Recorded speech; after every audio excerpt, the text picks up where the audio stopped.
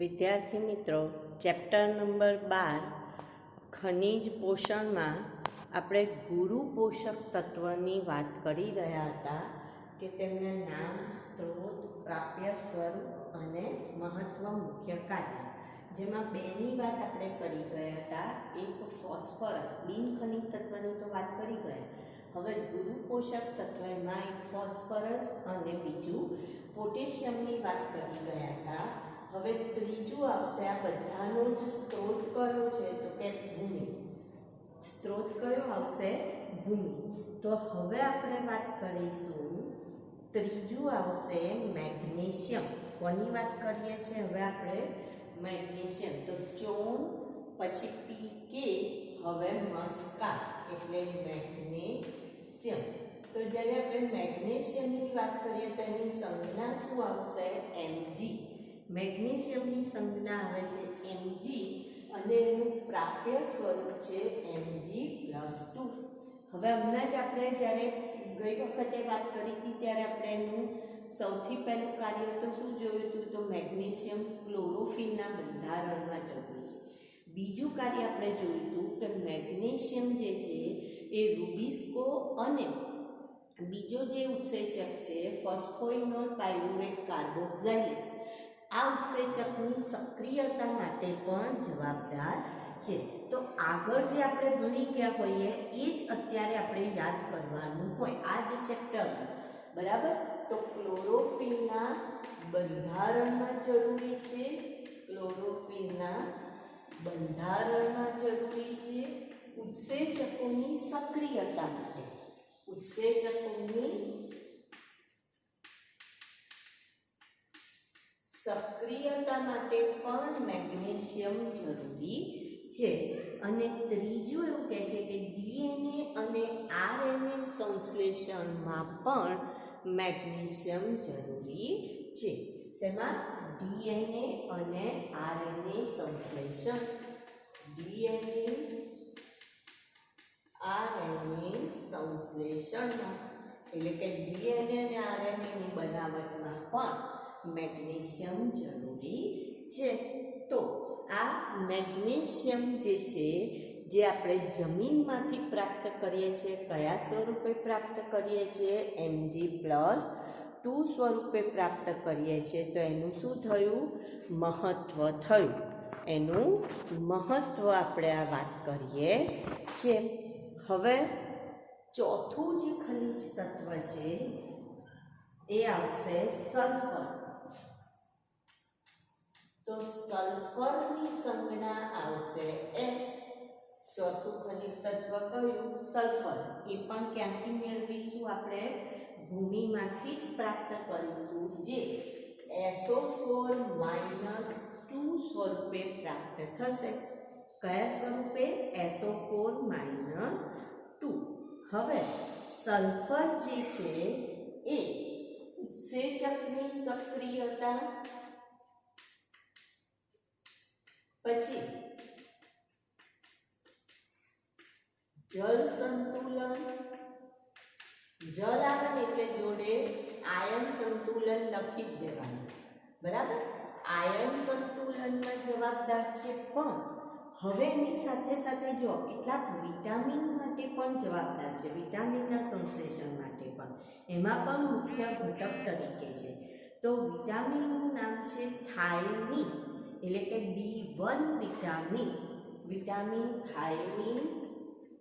વિટામિનનું નામ શું છે? થાયમીન અને બાયોટીન.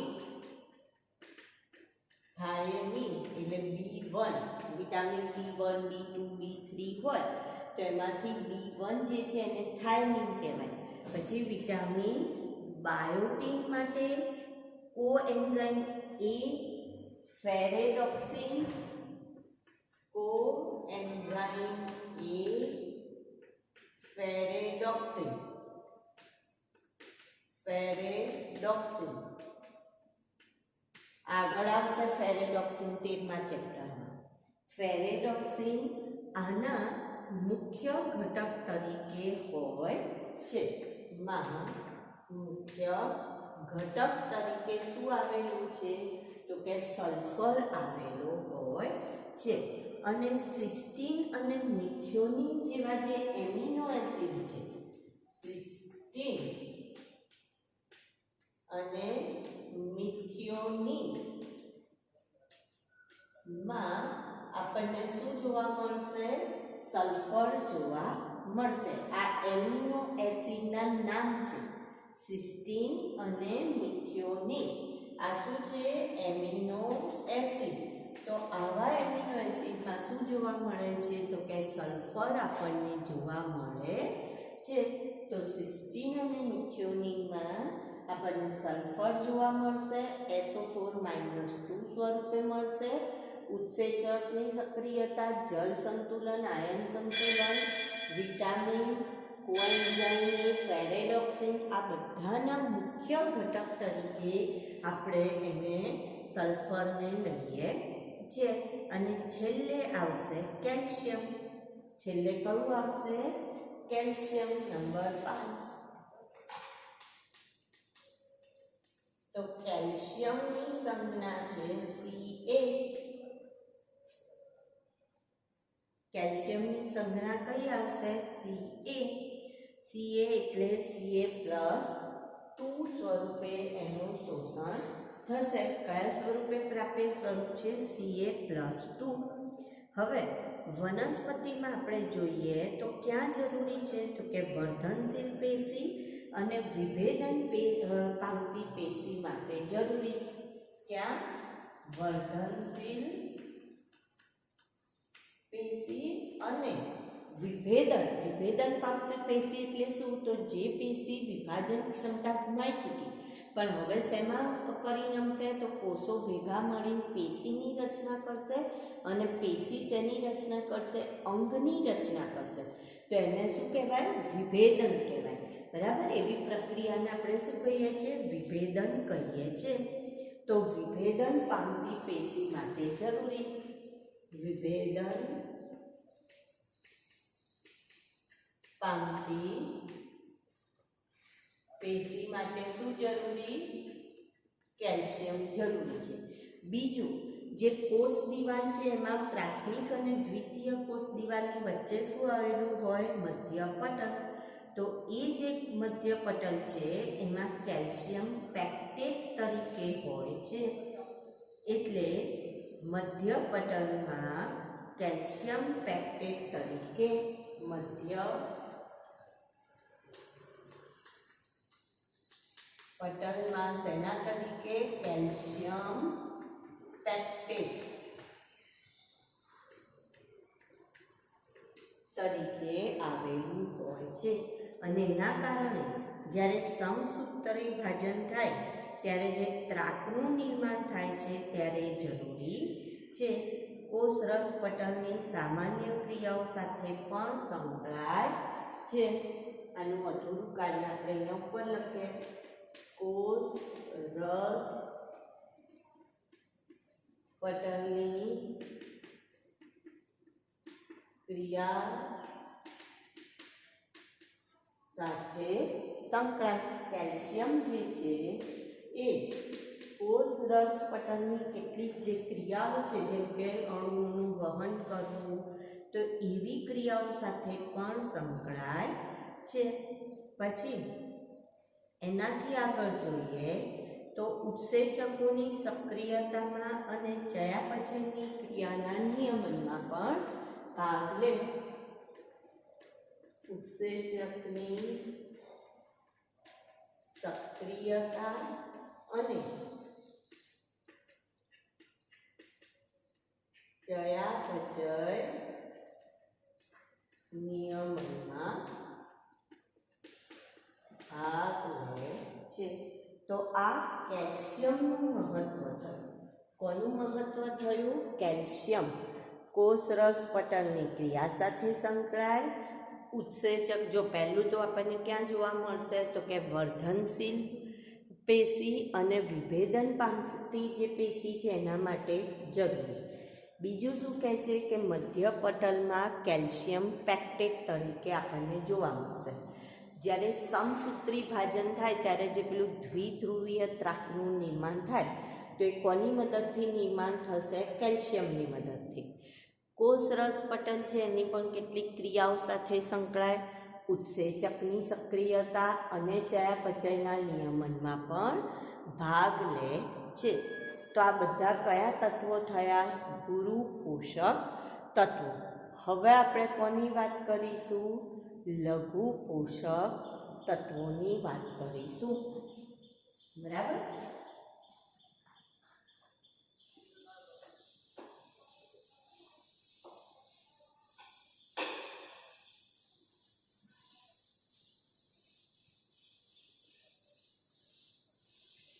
જો મોઢે કેવી રીતના કરવાનું?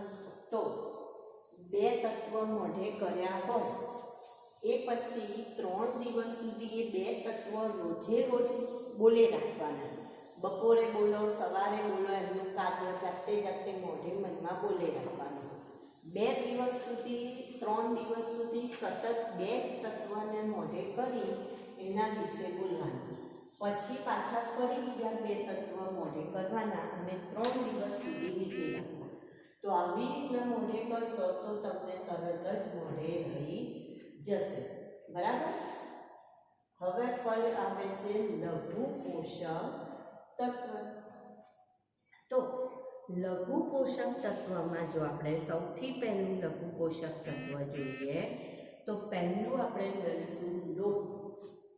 લોહને આપણે આયન તરીકે પણ ઓળખીએ, એટલે કે એને Fe તરીકે પણ ઓળખાય છે. બરાબર? આયન અથવા તો એની સંજ્ઞા શું આવશે? Fe. આનો પણ સ્ત્રોત તો શું થશે? બધાનું બીજ થાય છે. પ્રાપ્ય સ્વરૂપ જોઈએ તો Fe+3 સ્વરૂપે જોવા મળશે. કયા સ્વરૂપે જોવા મળશે? Fe+3 સ્વરૂપે જોવા મળશે. હવે એની અંદર શેમાં શેમાં જોવા મળશે? તો કે રેડોક્સ ઉત્સેચકો, પછી ક્લોરોફિલના સંશ્લેષણમાં. હવે આ ખાસ યાદ રાખવાનું છે. જો મેગ્નેશિયમ જે હતું એ ક્લોરોફિલના બંધારણમાં હતું અને Fe જે છે એ ક્લોરોફિલના સંશ્લેષણમાં. તો બંધારણ જુદું અને સંશ્લેષણ જુદું. બંધારણનો મતલબ થાય કે જે સ્વરૂપ બની ચૂક્યું છે એની અંદર, અને સંશ્લેષણનો મતલબ થાય કે એની જ્યારે બનાવટ થતી હોય એમાં.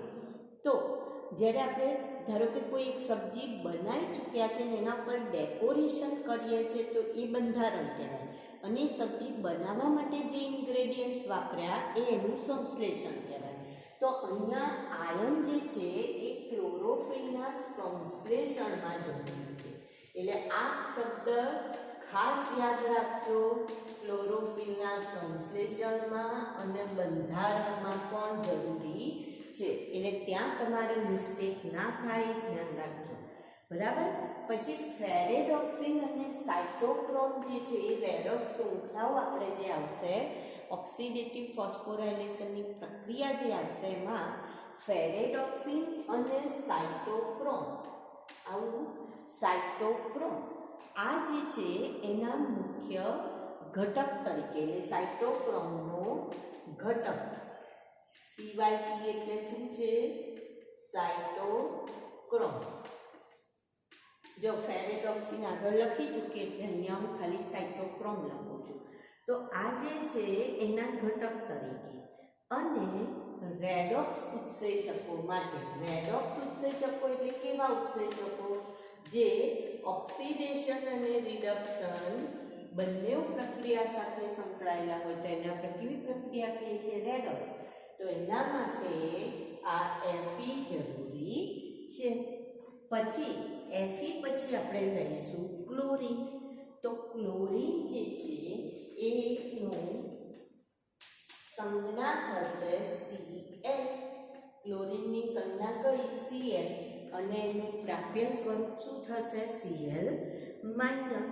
તો જે આયન સંતુલન સાથે જે પેલું K+ છે ને એ K+ અને Cl- ધન અને ઋણ આયન એ બંનેની અવર જવર થાય છે એટલે એક આયન સંતુલન સાથે સંકળાયેલું છે અને બીજી એક ખાસ પ્રક્રિયા છે કે જ્યારે પ્રકાશ સંશ્લેષણની પ્રક્રિયા થાય ત્યારે આપણે સીધું એવું કહી દઈએ છીએ કે વનસ્પતિમાં ક્લોરોફિલ પ્રકાશ સંશ્લેષણની હાજરીમાં સૂર્યપ્રકાશની મદદથી સૂર્યપ્રકાશની હાજરીમાં ક્લોરોફિલની મદદથી CO2નું સ્થાપન કરે છે, જેને આપણે શું કહીએ છીએ પ્રકાશ સંશ્લેષણની પ્રક્રિયા.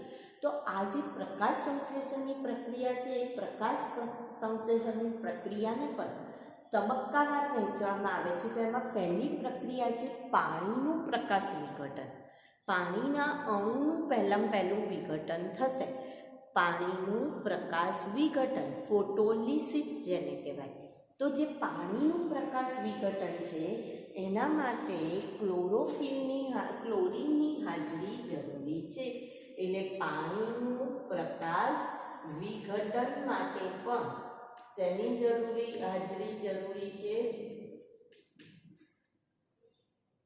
પાણીના પ્રકાશ વિઘટનમાં પણ ક્લોરીન જરૂરી છે. બરાબર.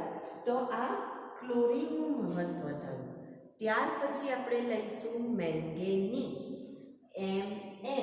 મેંગેનીઝ એટલે શું આવશે?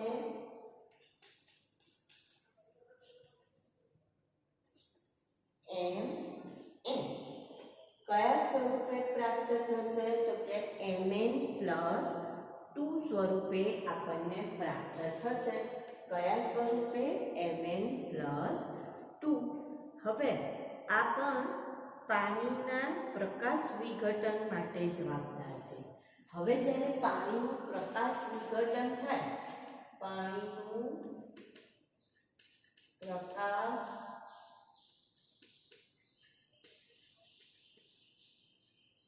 વિઘટન કરી O2 મુક્ત કરે છે.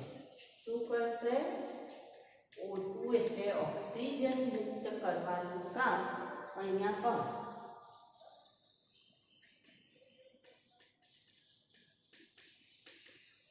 O2 મુક્ત કરવાનું કામ એ કોનું છે? તો કે Mn+2 નું. અને કેટલાક ઉત્સેચકોની સક્રિયતા માટે.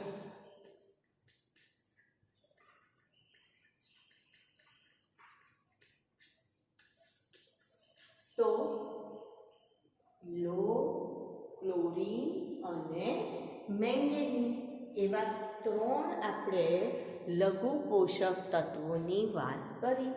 હવે આગળ બીજા લઘુ પોષક તત્વોની આપણે વાત કરીએ.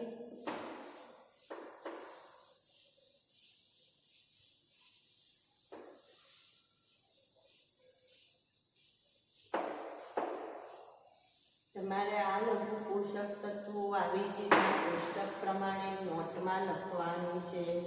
તમારી જે નોટ બનાવો છો એ નોટની અંદર એક્ઝેક્ટલી આ પ્રમાણે લખવાનું છે.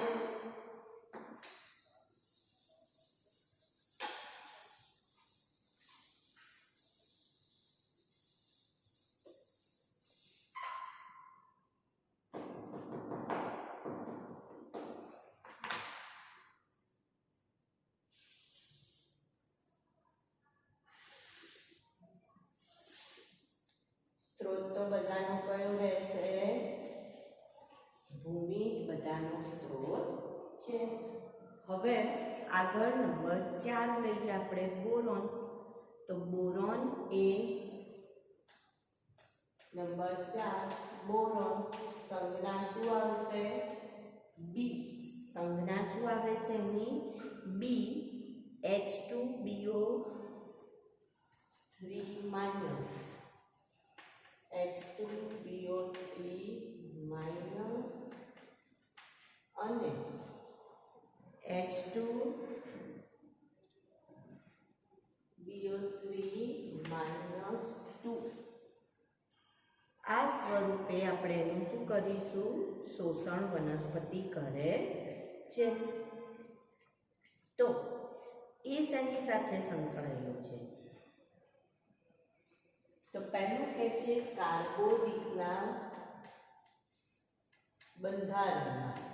જે કાર્બોદિત શર્કરા છે એ કાર્બોદિતના બંધારણમાં અને એના વહનમાં કાર્બોદિતના વહનમાં, જ્યારે કાર્બોદિતનું વહન કરવાનું હોય ત્યારે એમાં એનું મહત્વ છે બોરોનનું.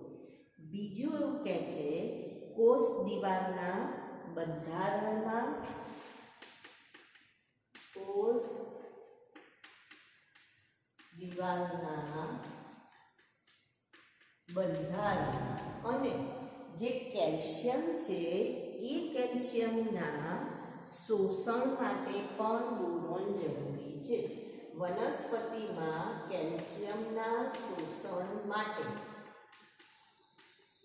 જો આપણે પણ જ્યારે શરીરમાં કેલ્શિયમ લેતા હોઈએ ને તો એને દૂધ સાથે લેવું જોઈએ. કેમ? આપણે કેલ્શિયમની ગોળી લેતા હોઈએ તો દૂધ સાથે લેવાનું કારણ શું કે દૂધ સાથે ઝડપથી પચી જાય. જો એ પચી ના જાય તો એ કેલ્શિયમ ક્ષાર રૂપે આપણા શરીરમાં જમા થાય અને પથરી કરે. અને જ્યારે પથરી કરે તો પછી ધીરે ધીરે પથરી આપણને નુકસાન કરે છે, દુખાવો કરે છે.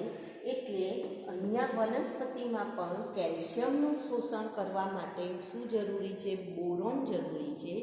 અને પરાગરજ અંકુરણ માટે, પરાગરજના અંકુરણ માટે પણ શું જરૂરી છે? તો કે બોરોન જરૂરી છે. તો બોરોનનું મહત્વ આપણને એમ લાગે કે બોરોન, પણ બોરોનનું મહત્વ વનસ્પતિમાં આ રીતનું હોય છે. હવે જો ઝીંકની વાત કરીએ આપણે, નંબર 5 ઝીંક. તો ઝીંક એટલે એની સંજ્ઞા શું આવશે? Zn. સ્ત્રોત કયો છે? તો ખનિજ છે. Zn+2 સ્વરૂપે આપણને પ્રાપ્ત થશે. કયા સ્વરૂપે? Zn+2.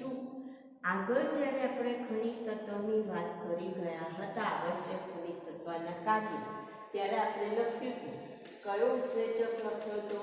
આલ્કોહોલ ડિહાઇડ્રોજિનેઝ.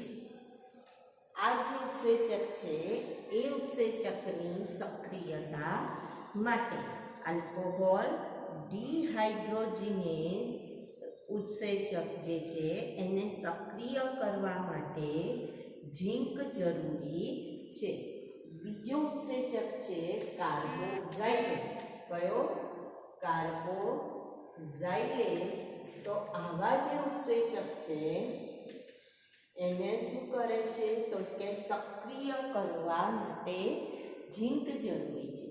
અને વનસ્પતિનો જે અંતઃસ્ત્રાવ છે, વૃદ્ધિ પ્રેરક અંતઃસ્ત્રાવ ઓક્સિન, તો એ ઓક્સિનના સંશ્લેષણ માટે ઝીંક જરૂરી છે. ઓક્સિન બનાવવા માટે શું જરૂરી છે? તો કે ઝીંક જરૂરી છે. તો વનસ્પતિમાં ઝીંકનું પણ મહત્વ છે. જુદા જુદા આપણે વાત કરી કે જુદા જુદા તત્વોનું. હવે આ બધા તત્વો કેવા છે? તો કે લઘુ પોષક તત્વો છે. તો લઘુ પોષક છે એનો મતલબ એનું મહત્વ છે, પણ કેવું છે? તો કે બહુ ઓછી માત્રામાં એની જરૂર પડે છે. પણ જરૂર તો પડે છે. જો એ ના હોય તો આ જે બધી પ્રક્રિયાઓ છે, બધી પ્રક્રિયાઓ શું થાય? તો કે બધી પ્રક્રિયાઓ અટકી જાય છે અને એના કારણે વનસ્પતિમાં ત્રુટિજન્ય અસરો આપણને જોવા મળે છે. બરાબર? એટલા માટે પણ એમાં એમ કે જરૂરી છે. હવે આગળ આપણે છઠ્ઠું જોઈએ. આ 5 જોયા આપણે. હવે આપણે છઠ્ઠું વાત કરીએ. બધાનો સ્ત્રોત મેં શું કહું હતું? શું છે? ભૂમિ જ બધાનો સ્ત્રોત છે. તો હવે નંબર 6 કોપરની વાત કરવાની છે. ઝીંક પછી હવે આપણે કોની વાત કરીશું? કોપર. તો કોપર જે છે એની સંજ્ઞા આવશે Cu અને એનું પ્રાપ્ય સ્વરૂપ છે Cu+2. કયા સ્વરૂપે પ્રાપ્ત થાય છે? Cu+2 સ્વરૂપે પ્રાપ્ત થશે. બરાબર? હવે એનું જો મહત્વ જોઈએ તો બીજાણુ વાહકોમાં અને રેડોક્સ ઉત્સેચકોમાં. જેમ આયનનું હતું એવું જ રેડોક્સ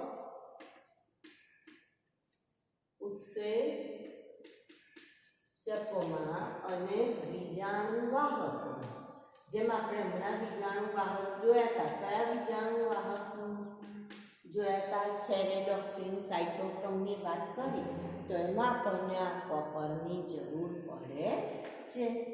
એના પછી નંબર 7 જો આપણે લઈએ, આ હવે લગભગ આપણે છેલ્લું જ છે, પછી બીજા છે જે બીજા રહી ગયા, પણ આપણી ચોપડીમાં જેટલા આપ્યા છે આપણે એટલાની જ ચર્ચા કરીશું. બાકીના જે રહી ગયા એની વાત કરવાની નથી આપણે, બરાબર? તો મોલિબ્ડેનમની હવે આપણે વાત કરીશું. તો મોલિબ્ડેનમ MO, મોલિબ્ડેનમ સંજ્ઞા શું આવશે? MO એની સંજ્ઞા છે. અને કયા સ્વરૂપે? તો કે MoO4 - 3, MoO4 - 3. આગળ આપણે મોલિબ્ડેનમની વાત કરી ગયા નાઇટ્રોજિનેસ ઉત્સેચકની સક્રિયતા માટે. નાઇટ્રોજન ચયાપચયની જે પ્રક્રિયા છે એમાં નાઇટ્રોજિનેસ ઉત્સેચકની સક્રિયતા માટે, બરાબર? નાઇટ્રોજિનેસ ઉત્સેચકની સક્રિયતા માટે એટલે કે નાઇટ્રોજનની પ્રક્રિયામાં, નાઇટ્રોજન સ્થાપનની પ્રક્રિયામાં મહત્વનું છે. હવે જો નિકલની વાત કરીએ, આપણી ચોપડીમાં નથી આપ્યું, પણ એ સિવાયના આપણે જે લઘુ પોષક તત્વમાં નિકલ, તો નિકલ જે છે એ Ni અને પ્રાપ્ય સ્વરૂપ Ni+2. તો એ શેના માટે જરૂરી? તો કે લોહ તત્વના શોષણ માટે. લોહ તત્વ એટલે આયનના શોષણ માટે નિકલ જરૂરી. સોડિયમ Na તરીકે આશ્રુતિની પ્રક્રિયા અને આયનિક સંતુલન. Na+ અને K+, 2 Na+ બહાર, 3 Na+ બહાર જાય તો સામે 2 અંદર આવે K+, એવી રીતના બધી પ્રક્રિયા થાય, બરાબર? કોબાલ્ટ CO+2, તો નાઇટ્રોજન સ્થાપન માટે જે સિમ્બિકુની વનસ્પતિ છે એમાં. સિલિકોન Si+4 કોષ દિવાલના ઘટક તરીકે. અને વેનેડિયમ V3+4+5+, જે નાઇટ્રોજિનેસ ઉત્સેચકની ક્રિયાશીલતા માટે. તો આવી રીતના આપણે લઘુ પોષક તત્વો અને એમના સંજ્ઞા અને એમની સ્ત્રોત, પ્રાપ્ય સ્વરૂપ તથા શું વાત કર્યું આપણે? એમના મુખ્ય કાર્યની વાત કરી કે ભાઈ એ લોકો કઈ રીતના મહત્વના છે. હવે જો આપણે વાત કરીએ કે એમની ત્રુટિજન્ય અસર, ઉણપ, તો આવશ્યક ખનિજ તત્વોની જેટલી પણ મર્યાદિત માત્રા હોય, જે માત્રા હોય એનાથી જ્યારે ઓછી માત્રા થઈ જાય તો એને આપણે સંક્રાંતિ કહીએ છીએ. કેવું કહીએ છીએ? સંક્રાંતિ. એનો મતલબ ધારો કે કોઈ વનસ્પતિમાં નાઇટ્રોજન ધારો કે 5 મિલીગ્રામ જરૂરી હોય, પણ એના જગ્યાએ નાઇટ્રોજનનું પ્રમાણ 1 મિલીગ્રામ થઈ જાય તો એનો મતલબ એનું સંક્રાંતિ સાંદ્રતા શું થઈ ગઈ? ઓછી થઈ ગઈ, બરાબર? તો જે સાંદ્રતાથી ઓછી સાંદ્રતાએ વનસ્પતિની વૃદ્ધિ અવરોધાય, જે સાંદ્રતાથી ઓછી સાંદ્રતાએ વનસ્પતિની વૃદ્ધિ અવરોધાય એને કઈ સાંદ્રતા કહીશું આપણે? સંક્રાંતિ સાંદ્રતા. અને સંક્રાંતિ સાંદ્રતા કરતાં જ્યારે ઓછી સાંદ્રતા થાય ત્યારે વનસ્પતિમાં શું સર્જાય છે? તો કે ત્રુટિજન્ય અસર સર્જાય છે. હવે કેટલીક જે ત્રુટિજન્ય અસર છે એમાં આપણે વાત કરીએ તો કેટલાક જે સલ્ફર અને કેલ્શિયમ છે એ કોષોની સંરચનામાં ભાગ લેતા હોય છે ઘટક તરીકે, કેલ્શિયમ અને સલ્ફર. કોષોના સંરચના ઘટક તરીકે ભાગ લેતા હોય તો એમને એમાંથી દૂર કરવા બહુ અઘરા પડી જતા હોય છે, સરળતાથી આપણે દૂર કરી શકતા નથી અને એનો ઉપયોગ આપણે ખેતીમાં કરી શકીએ છીએ. હવે કેટલીક ઉણપીય આપણે અસરોની વાત કરીએ તો એમાં પહેલી અસર છે ક્લોરોસિસ. ઉણપીય અસર આવશ્યક ખનિજ તત્વની ઉણપીય અસર. આવશ્યક ખનિજ તત્વની ઉણપીય અસર. એમાં પહેલી અસરની જો વાત કરું તો એ છે નેક્રોસિસ, ક્લોરોસિસ પહેલી આપણે વાત કરીશું. તો ક્લોરોફિલનો ઘટાડો થવાથી અથવા તો ક્લોરોસિસ જેમાં શું થશે તો કે ક્લોરોફિલ નો ઘટાડો થાય અથવા તો વ્યય થાય છે. એટલે ક્લોરોફિલ શું થઈ જાય છે, દૂર થઈ જતો હોય છે. ઘટાડો અથવા વ્યય થવાથી પર્ણ કેવા પડી જાય તો કે પર્ણ પીળા પડી જાય છે, પીળા થઈ જાય છે. જેને શેના તરીકે ઓળખીએ છીએ આપણે, ક્લોરોસિસ તરીકે ઓળખીએ છીએ. શેના તરીકે ઓળખીએ છીએ, ક્લોરોસિસ. હવે આ ક્લોરોસિસ માટે કયા કયા તત્વો, ખનિજ તત્વો જવાબદાર છે તો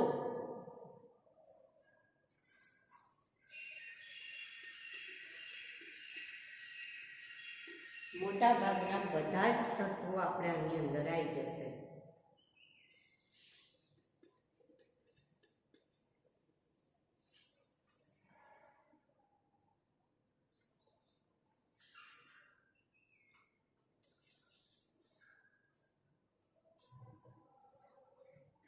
M ક્યુબ છે, બરાબર, KMS, FeZn,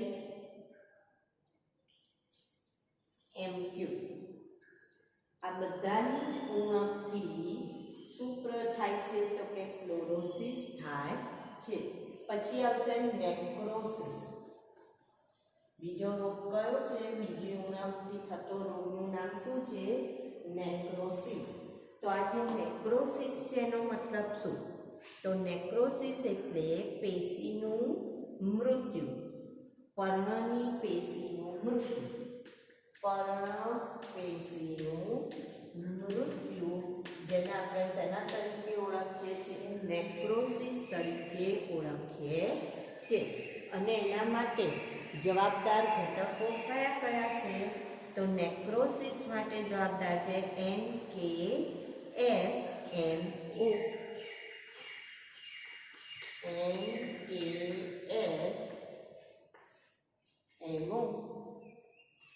NKSMO, બરાબર. જેના કારણે શું થશે તો કે કોષ વિભાજન પણ અવરોધાય છે. અને છેલ્લે આવશે પુષ્પ સર્જન વિલંબાય.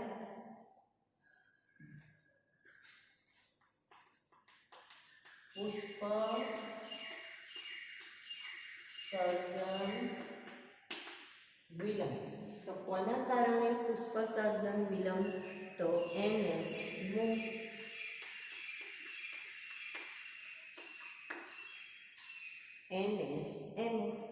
બરાબર. આની સાંદ્રતા ઓછી થાય તો પુષ્પ સર્જન શું થઈ જાય છે તો કે વિલંબાય છે પુષ્પ સર્જન.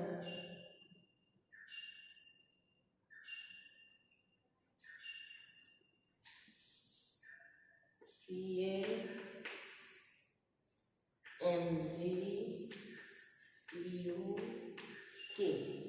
પર્ણપેશીના મૃત્યુ માટે કોણ જવાબદાર છે, CAMGCU અને K.